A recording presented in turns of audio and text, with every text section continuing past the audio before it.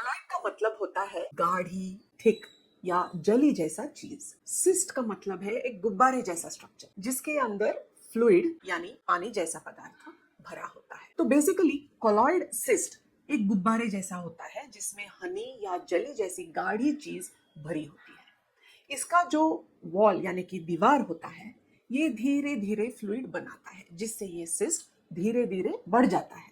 सबसे जरूरी बात यह है कि कोलॉइड सिस्ट कैंसरस नहीं होता। ब्रेन में होने वाले प्राइमरी ट्यूमर्स में से सिर्फ 2% ही कोलॉइड सिस्ट होते हैं। अब प्राइमरी ट्यूमर यानी कि क्या है? प्राइमरी ट्यूमर वो गांठ है जो सीधा उसी जगह से शुरू होता है। जैसे अगर ब्रेन में पहली बार ट्यूमर डेवलप हो तो उसे प्राइमरी ब्रेन ट्यूमर कहा जाता है। अगर ट्यूमर किसी और बॉडी पार्ट से आकर ब्रेन में फैलता है तो उसे सेकेंडरी या मेटास्टेटिक ट्यूमर कहा जाता है। तो फिर से कोलॉइड सिस्ट कैंसरस नहीं होता है।